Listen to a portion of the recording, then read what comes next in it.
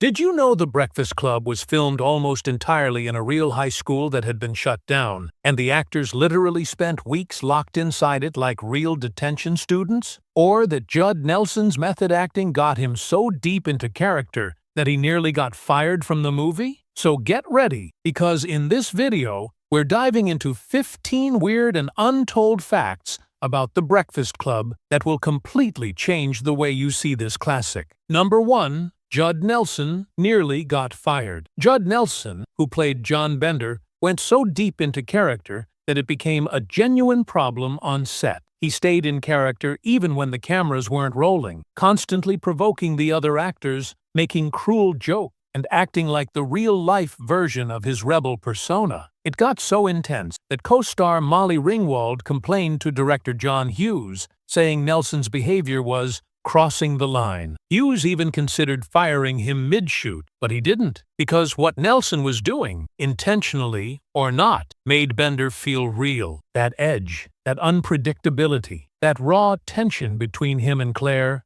it wouldn't have existed without that blurred line between actor and character. Number 2. The movie was filmed in a real high school. Unlike most school movies filmed on studio sets, The Breakfast Club was shot in an actual abandoned high school, Maine North High in Des Plaines, Illinois. Here's the weird part. The library, where all the magic happens, it didn't exist. The production team built the entire library from scratch, inside the school's gymnasium. The fake library was so convincing that visitors later thought it was real. The crew even used other parts of the school for storage and makeup rooms, meaning the entire cast practically lived inside that school, day and night, just like their characters stuck in Saturday detention. Number 3. The famous confession scene was mostly improvised. One of the most powerful scenes in the movie is when all 5 students sit in a circle and open up about their fears and insecurities. Here's the crazy truth. That emotional scene wasn't fully scripted. John Hughes gave the cast a rough outline and asked them to improvise, to speak as their characters. What came out were real emotions. Some lines were even drawn from the actors' own experiences in high school. That's why the moment feels so raw and real. It wasn't acting, it was truth. Number 4. The iconic "Don't You Forget About Me" wasn't meant for this movie. The Simple Minds' hit song "Don't You Forget About Me" became the anthem of The Breakfast Club. But here's what almost no one knows. The band didn't even want to record it. Songwriters Keith Forsey and Steve Schiff offered it to several artists first, including Billy Idol, Brian Ferry, and even The Fix, but all of them rejected it. Finally,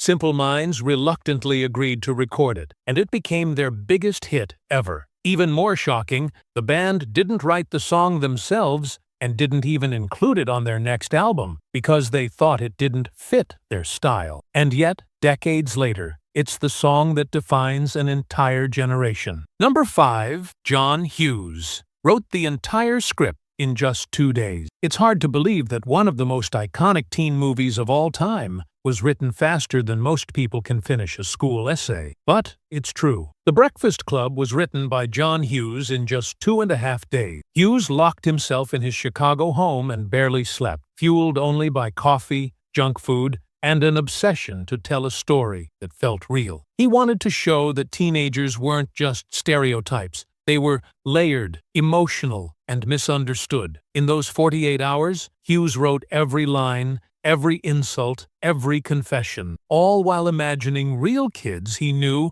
from his own high school days. The first draft barely changed by the time it hit the screen. What's even crazier is that Hughes wrote Ferris Bueller's Day Off just a few months later in under a week. The man was literally a one-person movie machine in the 80s, writing stories that shaped an entire generation almost overnight. Number 6. A secret Breakfast Club universe was planned. Here's something most fans have no clue about. John Hughes originally wanted The Breakfast Club to be the start of a shared universe of teen movies. He imagined revisiting these same 5 characters, Claire, Bender, Andrew, Brian, and Allison, every 10 years to show how their lives turned out, sort of like a before and after of real teenage life. In fact, Judd Nelson and Molly Ringwald were totally on board, and Hughes even hinted about it in interviews in the late 80s. But the idea fell apart because of behind-the-scenes tension, mainly between Hughes and Judd Nelson, whose intense behavior during filming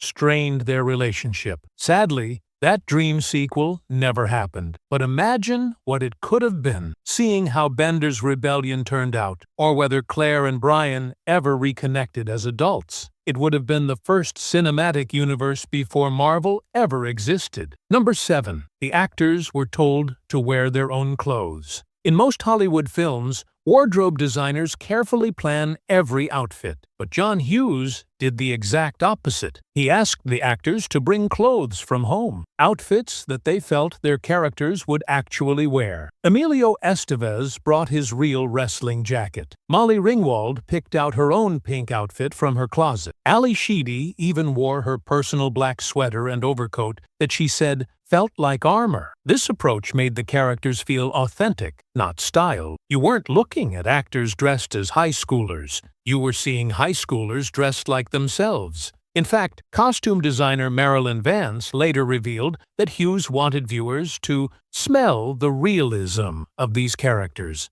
He didn't want them polished or perfect. He wanted them painfully real. Number 8. There's a hidden meaning behind each character's lunch. If you've ever paid close attention to The Breakfast Club, you'll notice something strange. Every character's lunch actually represents their personality and social status. Claire, the popular girl, eats a perfectly organized sushi lunch, something sophisticated and expensive. Bender, the rebel, doesn't even have a lunch, symbolizing neglect and poverty. Brian, the nerd, brings a complete, overpacked lunch, showing how his parents micromanage every part of his life. Andrew, the athlete, eats a pile of protein-heavy food, a literal reflection of his training obsession. And Allison, she eats a bizarre sandwich made of Cap'n Crunch cereal and sugar, representing her isolation, rebellion, and emotional chaos. It wasn't random. John Hughes personally crafted each lunch as psychological symbolism, a visual clue that told us who these kids were long before they opened their mouths.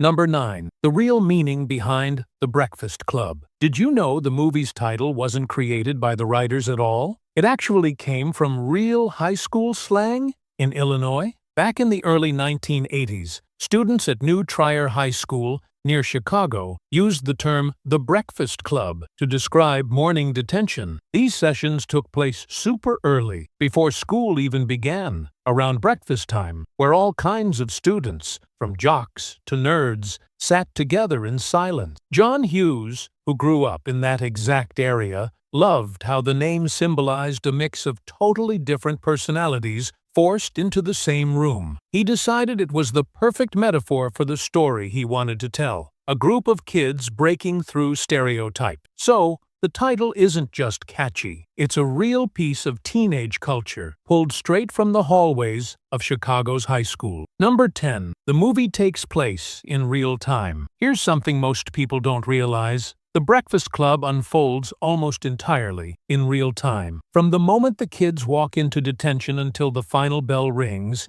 nearly every minute of the film matches the real length of the story's event. John Hughes designed it that way intentionally. No time jumps, no montage shortcuts. He wanted the audience to feel like they were trapped in that library with the characters, slowly watching their masks fall away. It's a simple trick, but psychologically, it draws you in. You experience every awkward silence, every eye roll, every laugh, and every confession in real time. By the end, you're not just watching the detention, you've lived it. Number 11. There was an entire scene that no one has ever seen. Most people don't know that The Breakfast Club once had an extra 30 minutes of footage that John Hughes cut from the final version, and those scenes have never been publicly released. Among them was a controversial moment showing a teacher's lounge sequence where the staff made fun of the student, exposing the hypocrisy of adults who were supposed to be role models. Another deleted scene included a janitor walking through the hallways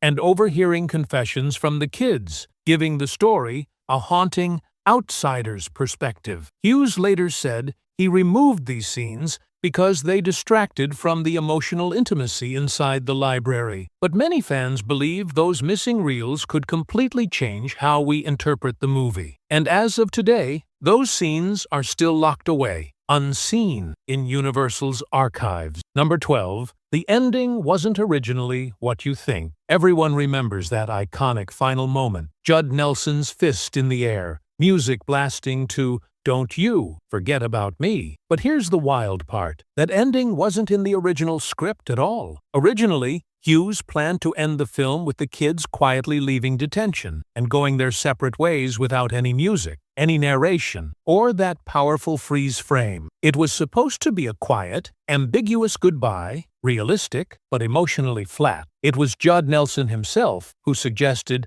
that Bender do something bold, something that symbolized freedom and defiance. Hughes loved the idea, added the Simple Minds song, and boom! One of the most legendary closing shots in film history was born on the spot. That final fist pump wasn't just Bender's victory. It became the victory of every misunderstood teenager watching around the world. Number 13. When fiction became family. Here's something few fans ever noted. Anthony Michael Hall's real-life family appeared in the movie. In the opening scene, when Brian Johnson's mom drops him off at school, that's not an actress. That's his actual mother, Mercedes Hall. And the little girl sitting next to her in the car? That's his real sister, Mary Christian. John Hughes believed that little authentic touches made characters feel more believable on screen. And he was right. When you rewatch that scene now, there's a natural awkwardness between Brian and his mom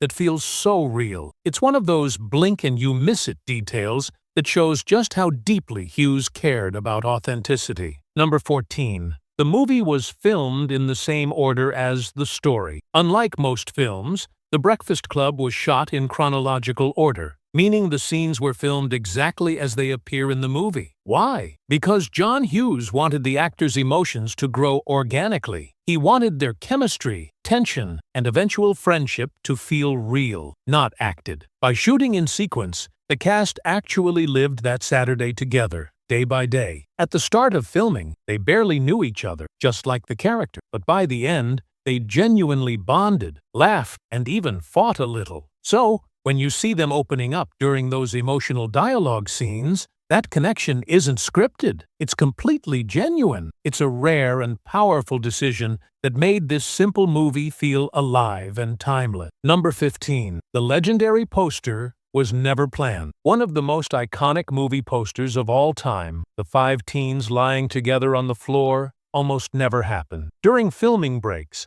the cast would often lie around in the library set, exhausted but goofing off. Photographer Annie Leibovitz, who was on set that day, noticed the natural symmetry and took a few spontaneous shots. Later, when John Hughes saw the photo, he was stunned. He said it captured the entire soul of the movie in one frame. 5 kids, totally different from each other, yet connected. That unplanned photo became the official poster, instantly recognizable even decades later. It's wild to think that one of the most famous images of the 80s wasn't carefully directed or staged. It was just real teenagers being themselves.